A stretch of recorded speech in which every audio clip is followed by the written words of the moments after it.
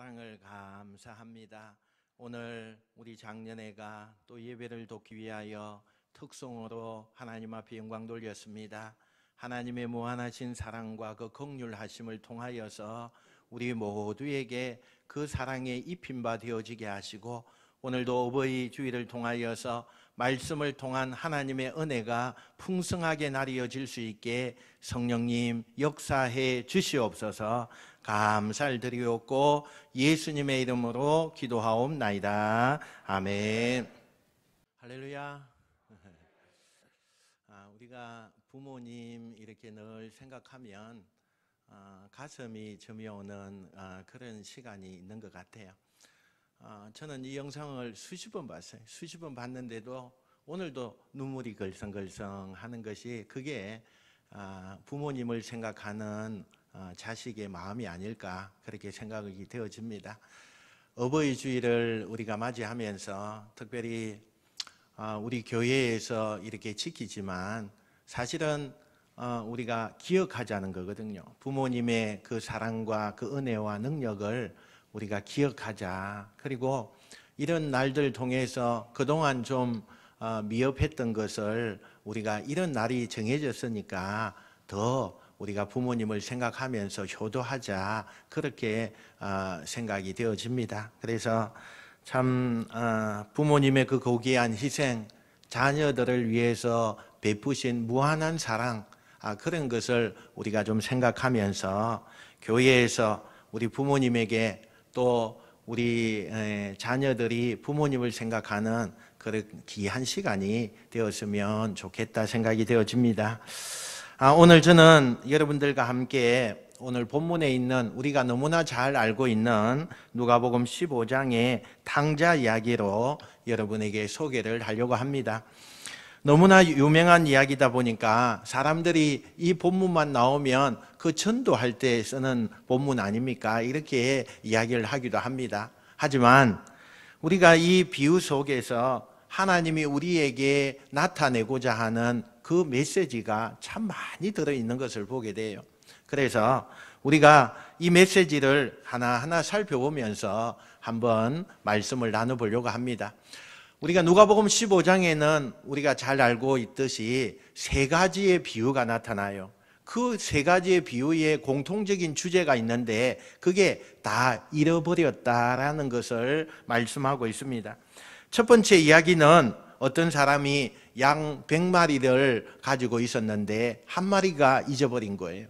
그래서 그 한 마리를 참 마음이 안타까워서 찾고 찾아서 정말 한 마리를 찾아냈어요. 그래서 너무 기뻐했다는 그런 이야기가 첫 번째 이야기예요. 두 번째 이야기는 드라크마 이야기로 되어져요. 이 드라크마 이야기는 그 당시에 화폐의 단위예요. 그런데 아주 조그마한 단위지만 사람이 하루에 노동하면 받는 그 단위가 이 드라크마인데 그것을 잃어버렸다는 거예요. 그런데 왜 조그마한 단위의 그런 화폐를 잃어버려서 찾았는데 이 여인이 잔치를 베풀었는가? 잔치 베푼 이유가 있어요. 왜냐하면 이 드라크마는 너무나 소중한 거예요. 왜 소중했느냐? 결혼 지참금을 가지고 있었던 드라크마이기 때문에 너무 소중한 거예요. 그래서 이웃을 불러서 큰 돈을 잃어버린 것이 아니고 작은 돈이었지만 의미가 너무 크기 때문에 잔치를 벌였다 하는 것이 두 번째 이야기예요.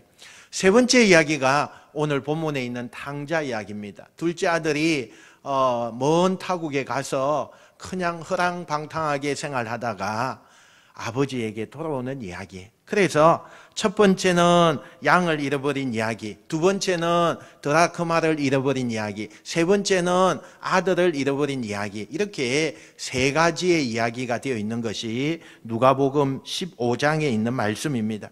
우리가 성경을 읽을 때에 이 성경에서 하고자 하는 메시지가 있어요. 그 메시지를 우리가 이해하려면 몇 가지의 도움을 받는 것이 참 중요한 것 같아요. 저 같은 경우에는 설교를 준비할 때 물론 텍스트인 성경을 여러 번 읽어요.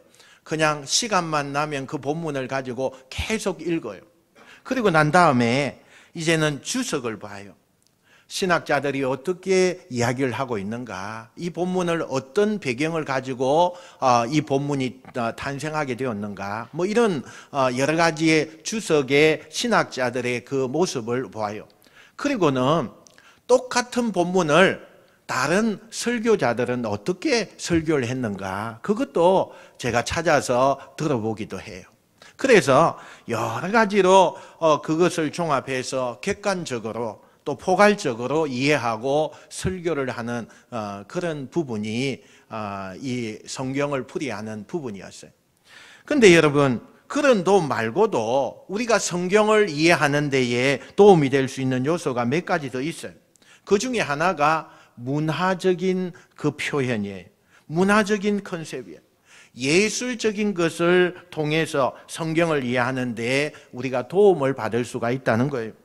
오늘 잃어버린 이 아들의 비유를 저는 렘브란트라고 하는 이 화가가 그린 그림을 가지고 제가 오늘 말씀을 좀 전해보려고 합니다.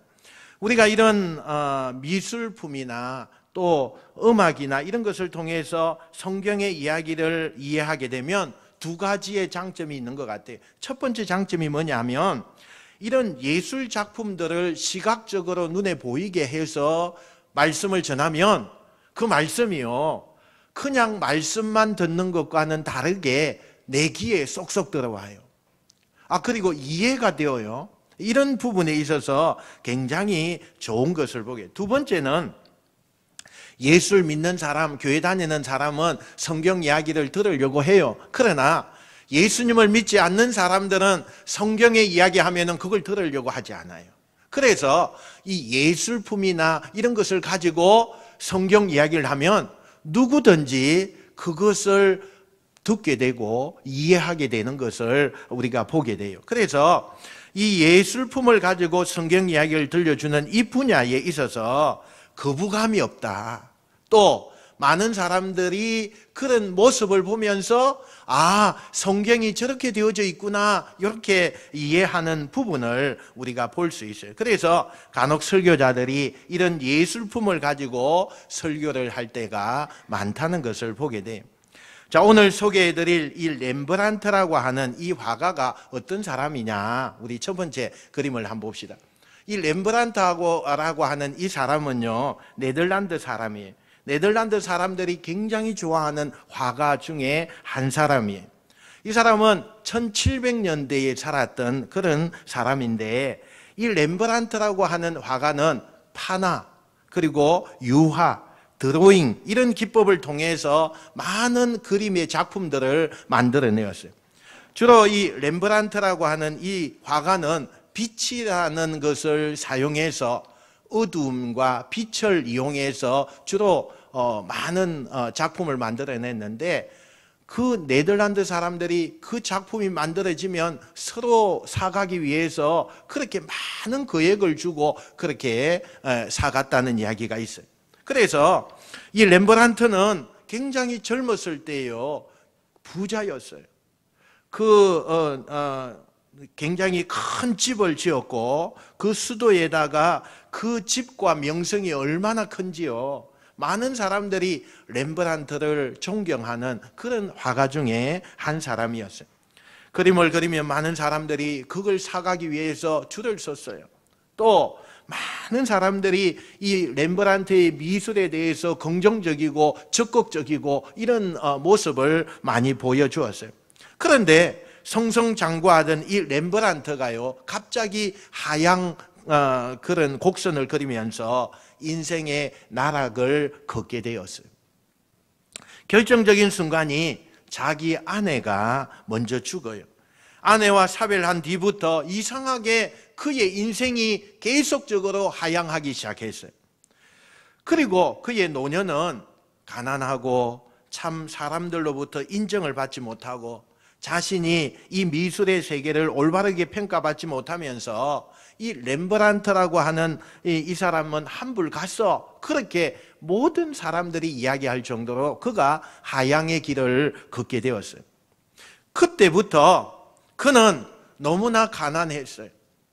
너무나 어렵고 참 힘든 노년을 살아가게 되었어요. 그런데 이 렘브란트가 젊어서 잘 나갈 때의 그 작품보다 노년이 되어서 너무 가난하고 너무 힘들고 사는 것조차도 너무 힘든 그 상황 가운데서 그림을 그린 그 작품들이요, 오늘날에 더 유명세가 되어지는 것을 보게 돼요.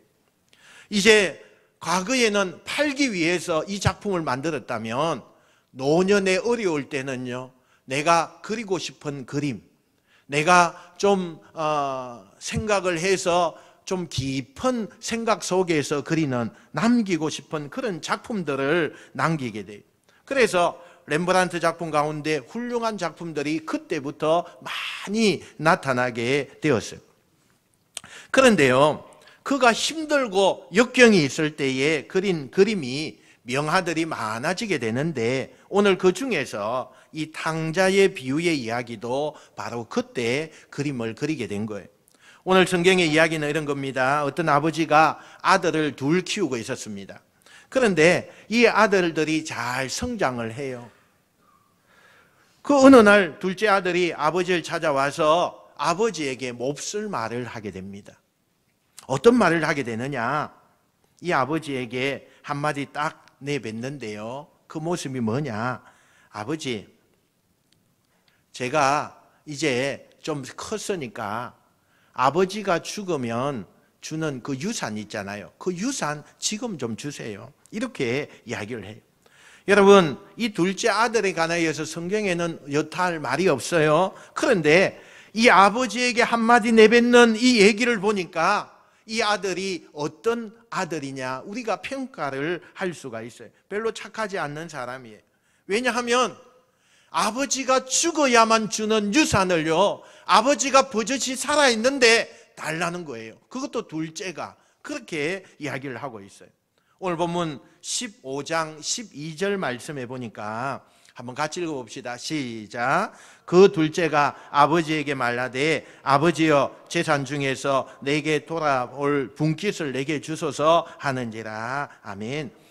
여러분, 유산이라고 하는 것은요, 이 당시에 아버지가 돌아가야만 받을 수 있는 것이 유산이었어요. 그런데 돌아가시지도 않았는데 부모한테, 살아계신 아버지한테 유산을 미리 달라고 이야기를 하고 있다는 거예요. 여러분, 이 말은 무슨 말이냐? 아버지를 죽은 사람 취급한다는 거예요. 아니, 좀 심하게 이야기하면 아버지 좀 빨리 죽었으면 좋겠다라는 거예요. 내가 그 유산을 내 것으로 만들어야 되니까 아버지가 없었으면 좋겠다, 아버지가 빨리 죽었으면 좋겠다. 너무 무례한 거죠. 너무 무례한 거죠. 여러분, 오늘날요, 부모에게 자식이 이런 것보다 더 심하게 하는 일들이 얼마나 많은지 몰라요. 하나님은 절대 그것을요 그냥 보지 않으셔요. 어쨌든 이 둘째는 아버지 그렇게 무례한 행동을 하고 자기가 하고 싶은 대로 아버지 유산을 받아냅니다. 이 성경의 이야기를 이 렘브란트라고 하는 화가가 그 장면을 그림으로 그렸어요. 지금부터 우리가 렘브란트가 그린 그림을 보면서 잠시 우리가 소개를 하려고 합니다. 첫 번째 그림을 우리가 한번 보겠습니다. 잘 보이는지 모르겠어요. 예, 저게 이제 렘브란트의 작품인데 책상에 의자에 앉아 있는 나이 든 분이 보이죠. 그 아버지예요. 그 다음에 그 옆에서 아버지를 막 어떻게 해요? 이거 막 지명하면서 욱박지르면서 자기가 대신 막 서명을 하고 있는 아들이 한 사람 보여요. 그게요 둘째 아들이에요. 이 그림을 보면 렘브란트가 성경 이야기를 좀 잘 표현한다고 했는데 이 아들이 오직 관심이 돈에 있어요. 돈에. 그래서 무례하게 아버지한테 아버지 빨리 서명하세요. 서명하세요. 그러면서 서명을 아버지가 안 하니까 자기가 아버지 이름을 대신 적으면서 서명을 하고 있는 부분을 우리가 저 그림에서 표현을 해 놓았어요. 그런데 여러분, 아버지의 표정을 가만히 보면 느낌이 어떤 느낌이 드느냐? 이 아들을요 무례한 아들이지만 보내고 싶지 않은 거예요. 저 먼 나라에 혼자 보내고 싶지 않는 거예요. 그래서 아버지가 주저주저 하고 있고 사인을 안 하고 서명을 안 하고 시간을 끌고 있는데 이 둘째 아들이 아버지가 안 하면 내가 하지 뭐 그러면서 그냥 아버지 대신에 아버지의 이름을 자기가 서명하는 그런 모습을 보고 있는 거예요. 그래서 아버지의 재산을 강탈하다시피 해서 아버지의 유산을 받아내요. 그런데 여러분 이 그림을 보면은 이 아들의 마음 상태를 나타내는 그림이 있어요. 그 렘브란트는요 이 그림에서 우리에게 뭘 이야기를 좀 하려고 하느냐, 여기에 보니까 저 문 밖에요, 저 문 밖에 뭐가 하나 있어요?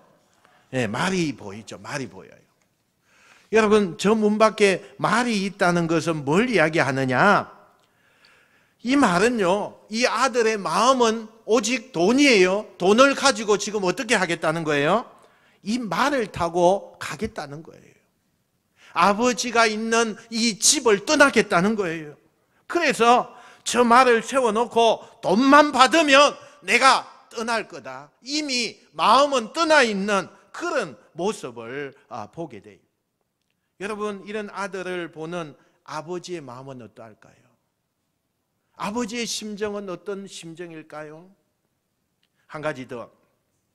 이 그림에서 아버지와 둘째 아들 뒤에 한 사람이 있어요. 이렇게 물끄러미 보는 사람이 있어요. 보이죠? 예, 그 사람이 누굴까요? 첫째 아들, 첫째 아들이. 동생이 아버지한테 무례한 짓을 하고 있는데 조용히 그냥 바라만 보고 있어요. 그러면 안 된다고 말하지도 말리지도 않아요. 그냥 철저하게 구경꾼의 모습이에요. 이 첫째 아들의 심리는 렘브란트가 어떻게 표현하는 거냐? 이 아들은요 은근히 바라는 게 있어요. 이 둘째 아들이 유산을 받아가면 나도 첫째지만 그 당시에 이 유산이 정리가 될 때는 이렇게 정리가 돼요. 제가 지난번에도 한번 이야기를 했습니다만 첫째 아들이 반을 가져가요. 그죠? 둘째, 셋째, 넷째는 그 나머지 반을 통해서요 나눠요. 그 금액이 얼마든지 간에 상관없어요. 모든 반은 첫째가 가져가요. 자, 아들이 둘이 있어요. 그러면 첫째가 반을 가져가는 게 아니라 3분의 1을 가져가게 되고 3분의 1은 둘째가 가져가는 거예요. 그러니까 이 큰 아들은요 가만히 구경만 해요. 어떻게 해요? 저 둘째 아들이 유산을 받아가면 나도 은근히 기대가 있는 거예요. 왜요? 나도 아버지가 살아있을 동안에 유산을 받을 수 있겠다라고 하는 기대, 그 기대가 있는 거예요. 그래서 아무것도 간섭하지 아니하고 방조하면서 아니 부추기면서 철저하게 관여하지 않고 구경꾼의 모습으로 있는 모습을 우리가 보게 돼요. 결국 이렇게 아버지를 욱박질려서 빼앗다시피 유산을 받아가지고 이 아들, 둘째 아들이요 먼 나라로 떠나갑니다. 본문 13절 한번 볼까요? 13절 우리 읽어봅시다. 시작. 그 후 며칠이 안 되어 둘째 아들이 재물을 다 모아가지고 먼 나라에 가 거기서 허랑방탕하여 그 재산을 낭비하더니, 자 이제 보세요. 부모를 떠나서 이렇게 나가는 이 둘째 아들 보게 돼요. 여러분 부모는요 피땀 흘려서 버린 돈이에요. 너무나 힘들게 버린 돈이에요. 그런데 이 둘째 아들이 너무 쉽게 그렇게 마음대로 사용하는 거예요. 그리고 그 쾌락과 향락에 빠져 있다 보니까 아버지가 기억이 나지 않아요. 너무 좋은 거예요. 아버지의 그 근세 아래에서 해방되어서 너무 좋은 거예요. 돈도 많아요. 그래서 허랑방탕하게 되었어요. 그런데 이 렘브란트가 이 타락한 아들의 모습을 두 번째 그린 그림이 있어요. 우리 두 번째 그린 그림 한번 볼까요? 이게 이 당시에 유럽의 향락 문화를 렘브란트가 그린 그림이에요. 잘 보이는지 모르겠어요. 좀 괜찮아요? 이 그림은요 술집이나 보통 여행가에 가서 저렇게 돈을 주고 향락을 즐기는 그런 모습을 이 렘브란트라고 하는 화가가 그린 거예요. 그 당시에도 오늘날과 너무나 비슷하고 흡사하죠. 이렇게 둘째 아들은요 향락에 빠져서 시간이 가는 줄도 모르고 그렇게 지내는 모습을 빗대어서 이렇게 그려놓은 모습이죠. 향락에 빠져서 돈을 물쓰듯 쓰는 이 둘째 아들은 우리가 잘 알고 있듯이 어떤 결과를 맞이합니까? 얼마 가지 못해요. 그 수많은 돈을 얼마 가지 못해서 다 허비하게 돼요. 아주 비참하고 가난한 사람으로 그렇게 전락이 되어지는 것을 보게 돼요. 다른 말로 이야기하면 노숙자가 돼요. 노숙자가 돼요. 여러분 본문 14절 한번 봅시다. 14절 읽어봅시다. 시작. 다 없앤 후 그 나라에 크게 흉년이 들어 그가 비로소 궁핍한지라. 아멘. 아무도 자기를 알아봐 주는 사람이 없어요. 돈이 있을 때는 누구든지 다 환영했어요. 그런데 지금은 아무것도 없으니까 아무도 자기를 알아보지 않아요. 배가 고파요. 그래서 어디를 취직해 가게 됐는데 그 취직한 데가 어디냐? 여러분, 돼지 키우는 일을 하게 되었어요. 여러분 한번 다음 그림을 볼까요? 이 돼지를 우리가 키운다, 우리가 해석할 때에 축산업에 종사했구나 이렇게 해석하면 안 돼요. 이 당시에 지금도 그렇지만 이 중동 사람들에게 있어서 돼지는요 뭘 이야기하느냐, 가장 더럽고 멸시받는 짐승 중에 하나가 돼지예요. 그러니까 돼지를 좋아할 리가 없죠. 그런 돼지를 내가 키운다, 그거는요 축산업을 하는구나, 뭐 이제 할 것이 없어서 뭐 돈도 많이 없으니까 이렇게 큰 사업을 다르게 하는구나, 그게 아니에요. 이것은 뭘 이야기하느냐, 그의 인생이 밑바닥에 더 이상 내려갈 곳이 없는 밑바닥에 생활을 하고 있다라는 것을 강조하고 있는 거예요. 명예도 없고 인간의 가치도 없는 곳에서 그 둘째 아들의 인생이요 완전히 땅바닥에 내려갔다는 거예요. 너무나 배가 고프니까 그 돼지가 먹는 먹이를요 대신해서 먹을 만큼 그가 너무 비참한 생활을 하고 있는 거예요. 그렇게 고난 속에, 비참함 속에 살다가 이 둘째 아들이 어느 날 비로소 깨닫게 되는 것이 있어요. 그게 뭐냐? 돈이 많을 때는 아버지가 생각나지 않아요. 형편이 좋을 때는 아버지가 생각나지 않아요. 그런데 그 아버지가 가장 소중한 것인데 그 아버지가 생각이 안 나요.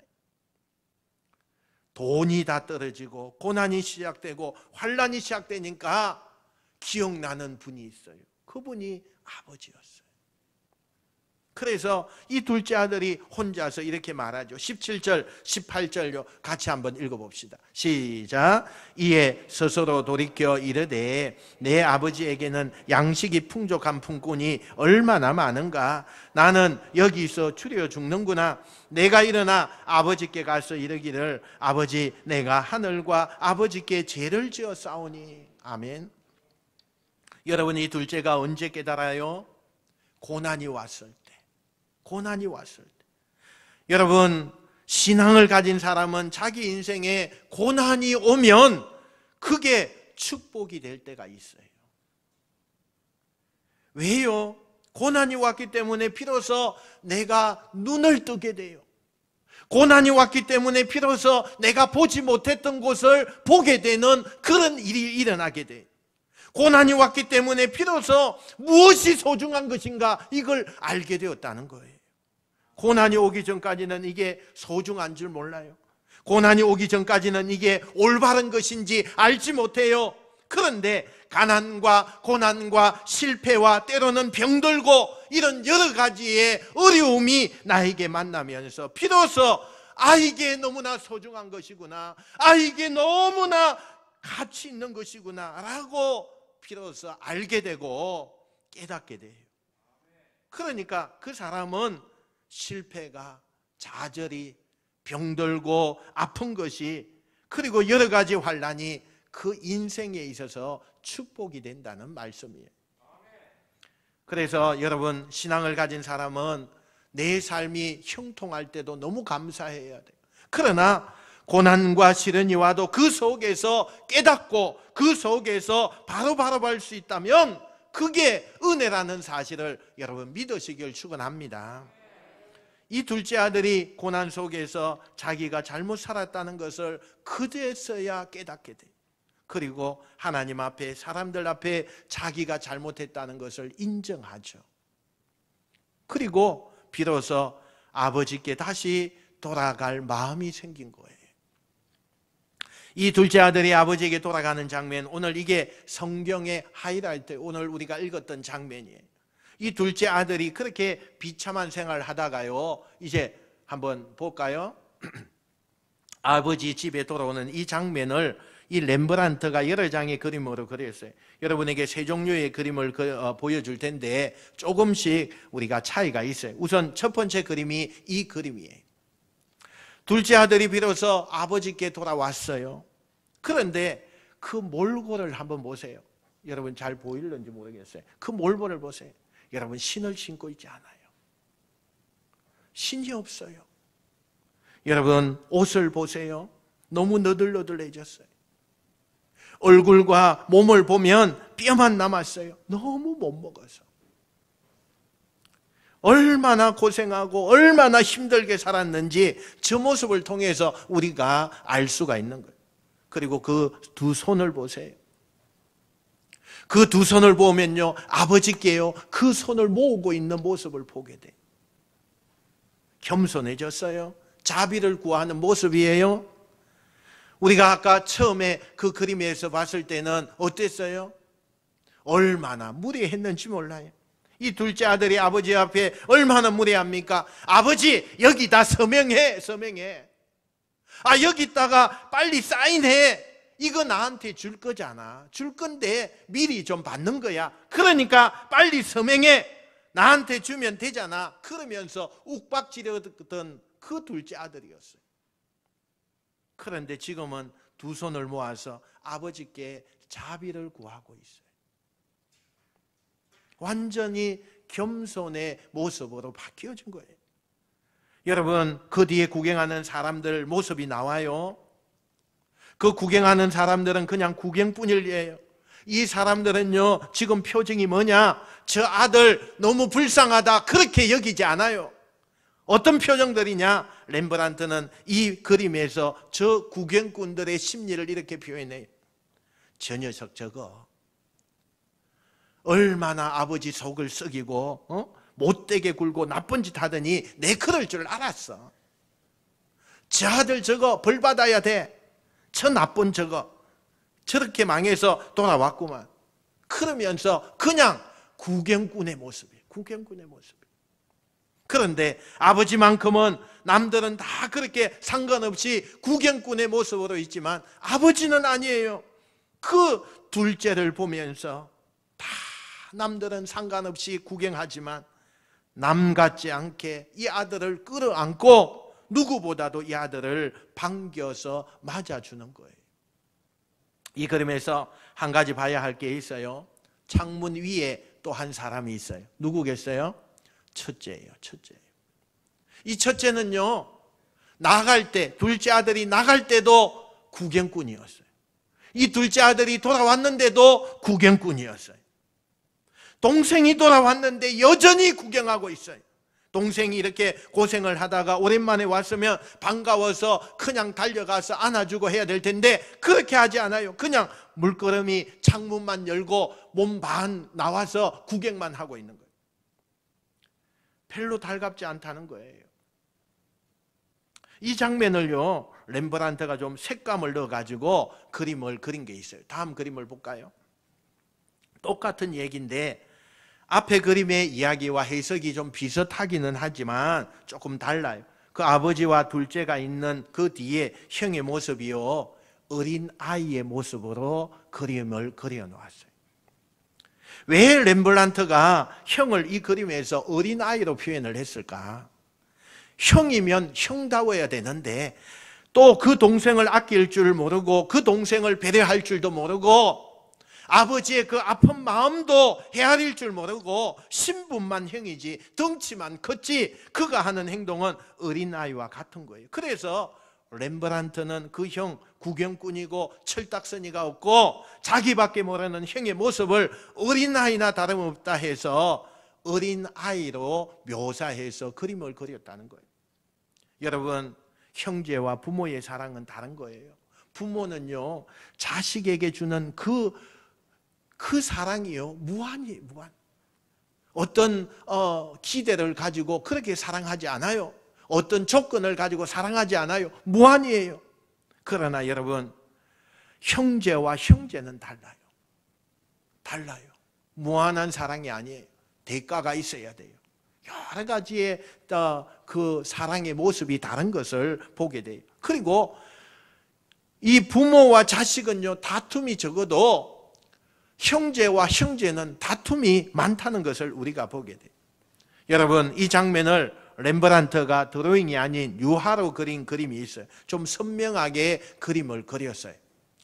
여기에 보니까요, 이 렘브란트가 그린 가운데 다른 그림들은 이 아버지와 둘째 아들이요, 다 옆에서 봤어요. 옆에서 보고 그렸는데 오늘 이 그림은요, 정면에서 아버지의 얼굴을 표현해 놓은 것이에요. 그죠? 정면에서 되어져 있어요. 그런데 여기에 보니까 그 기법이 주변은 다 어두워요. 그리고 아버지와 아들만 빛을 비추어 놓았어요. 그러니까 강조한 것이 아버지와 아들이에요. 그리고 나머지 어두운 가운데는 구경꾼들의 모습이 그려져 나왔어요. 두 사람에게 초점이 맞춰졌는데 이 유화로 그린 마지막 세 번째 이 그림에서, 이 그림은 나중에 그림인데 이 렘브란트라고 하는 사람이 드로잉하고 나서 나중에 그린 그림이 바로 이 그림이에요. 그런데 이 그림에서 우리가 두 가지를 좀 눈여겨봐야 돼요. 첫 번째는 이 그림을 좀 확대해서 우리가 볼 텐데 손의 모습을 한번 볼 거예요. 아버지의 손의 모습이에요. 한번 넘겨볼까요? 자, 아버지의 손의 모습이 이렇게 나왔어요. 아들에게 등 뒤에 손을 이렇게 얹었어요.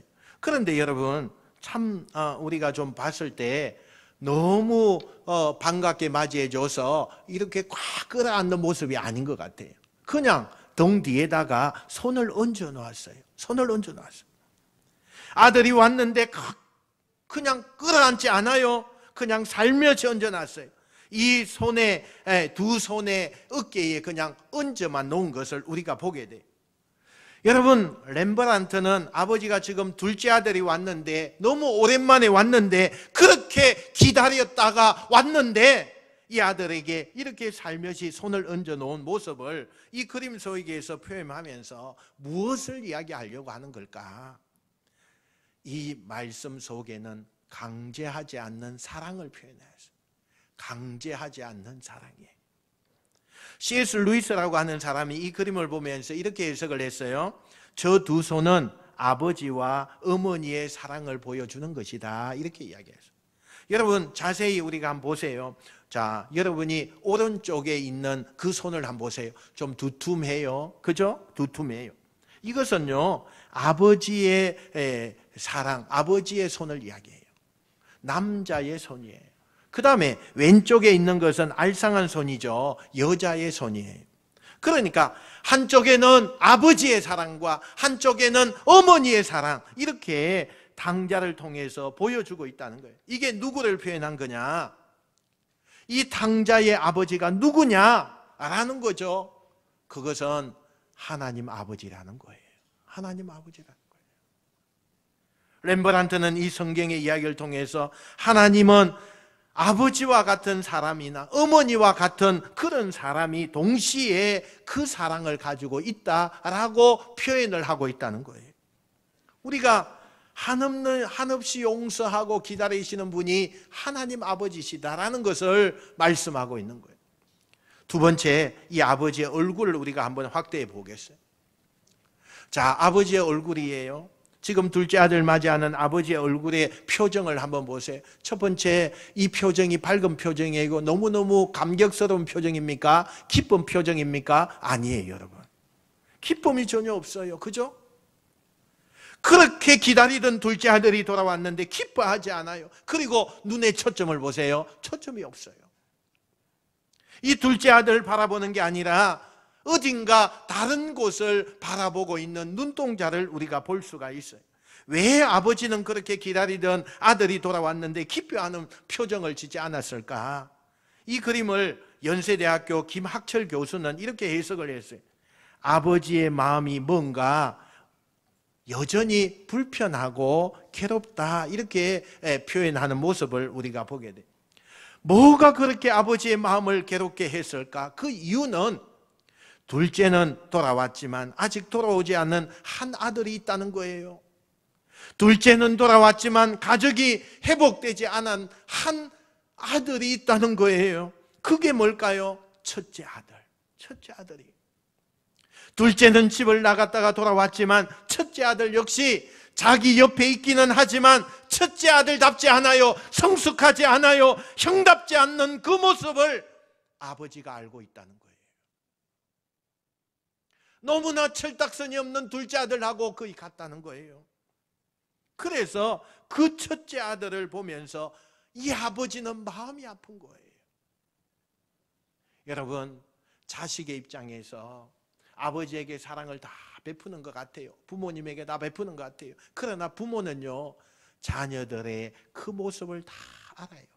오직 말을 하지 않을 뿐이에요.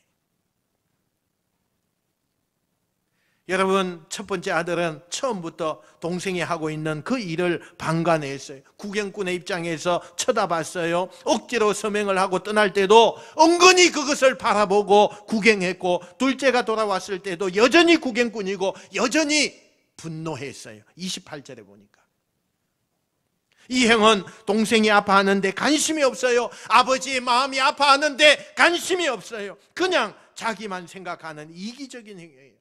이게 큰 아들이었어요. 적어도 아버지에게는 둘째만 탕자가 아니에요. 첫 번째도 탕자였어요. 그래서 아버지의 마음은 둘째는 이제 돌아왔으니까, 이제 회개하고 돌아왔으니까 그렇게 용서가 되지만 집에 있는 탕자 하나는 돌아오지 않는 첫 번째 아들이 있다는 거예요. 그래서 아버지 마음이 아픈 거예요. 지금 아버지는 어디를 보는 거냐? 둘째를 보는 게 아니라 첫째 아들을 보고 있는데, 그 아들도 이걸 좀 깨닫고 성숙해지고 그렇게 첫째의 자리로 돌아오면 좋겠는데, 그 얼굴 표정을 렘브란트 화가가 그려놓았다는 거예요. 여러분, 우리가 하나님이 교회 안 다니는 사람만 기다리는 분이 아니에요. 소위 하나님을 모르는 사람들을 교회에서 죄인이라고 하지만 하나님이 교회 밖에 있는 죄인만 기다리는 분이 아니에요. 집안에 있는 죄인을 기다리시는 분이에요. 교회 안에, 우리 안에, 우리가 오늘 예배하고 먼저 교회를 나왔지만 우리가 성숙하지 못하고 믿음으로 살지 못하고 하나님 앞에 온전히 살지 못하는, 우리가 온전한 자리에서 성숙한 자리에 돌아오기를 기다리는 그 하나님의 마음이 있다는 거예요. 우리는 어쩌면 첫째 아들로서 우리를 회복하는 일에 관심을 가질 필요가 있다고 말씀하고 있는 거예요. 저는 이 말씀을 전하면서 여러분에게 이렇게 결론을 내리고 싶습니다. 이 아버지는 어떻게 보면 너무나 무능한 아버지예요. 아니, 우리 같으면 혼을 내서라도, 때려서라도, 어떤 페널티를 줘서라도 둘째 아들이 그렇게 하지 못하도록 해야 되는데, 이 둘째 아들이 그렇게 아버지에게 무례하게 하고 아버지 재산을 미리 유산을 받아가려고 할 때 왜 아버지가 적극적으로 말리지 않고, 왜 적극적으로 그렇게 개입하지 않고 무능하고 바보처럼 아들이 하자는 대로 그게 나쁜 줄 알면서도 다 빼앗기느냐? 왜 힘없는 아버지의 이런 모습이 보여지는 거냐? 소리를 좀 지르거나 해초리를 들거나 어거지를 부려서라도 잘못된 것을 막아야 하는 것이 아니냐? 여러분, 이게 바로 하나님 아버지십니다. 우린 때론 하나님 앞에 이렇게 질문해요. 교회에서 세상 사람들이 하나님이 살아계시면 저렇게 나쁜 사람, 저렇게 악한 사람, 저렇게 못된 사람들을 왜 내버려 두십니까? 하나님이 살아계신다면 어떻게 공장에 불쌍한 사람들이 거기에서 일을 하고 너무너무 가난한 사람들이, 죄 없는 사람들이 그곳에서 일을 하다가 그 공장이 불이 타서 다 죽게 만듭니까? 이렇게 질문해요. 무능한 아버지처럼 왜 아무것도 안 하십니까?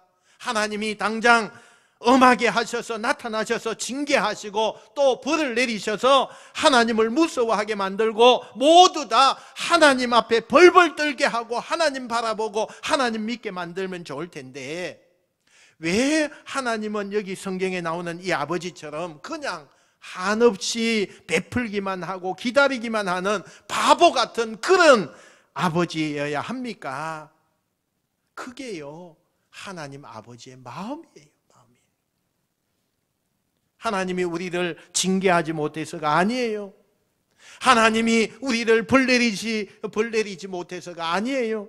우리를 징계하시기 전에, 우리를 벌 내리시기 전에 하나님의 마음은 그보다 우리를 향한 큰 사랑이 더 있기 때문에, 사랑이 더 크게 나타나기 때문에 하나님의 그 사랑 속에서 우리가 언젠가 깨닫고 돌아올 것을 확신하기 때문에 벌을 줘서 돌아오는 것이 아니라 스스로 깨닫고 스스로 자기를 인정하고 하나님 아버지께 우리가 돌아오는 것을 믿고 확신하기 때문에 바보같이 오늘도 우리를 기다려 주시는 거예요. 이게 오늘 누가복음 15장에서 하고 싶은 하나님의 말씀인 거예요. 여러분, 우리가 똑똑하고 잘나서, 하나님이 무능해서 우리가 하나님을 부정하고 막 사는 게 아니에요. 우린 연약한 사람이에요. 우린 죄인이에요. 그런데 하나님이 너무나 큰 사랑으로 우리를 믿고 기다려 주시는 거예요. 조급해하지 않는 겁니다. 우리의 스케줄대로 살지 않고 끝까지 믿고 끝까지 기다려 주시는 하나님의 그 사랑이 있기 때문에 오늘 우리가요 존재하고 있는 거예요. 오늘 이 자리에 계신 여러분, 그 끝없는, 우리가 청량할 수 없는, 그래서 찬송가에 보면 하늘을 두루마리 삼고 바다를 먹물 삼아도 하나님의 큰 사랑은 다 기록할 수 없다, 그렇게 이야기해요.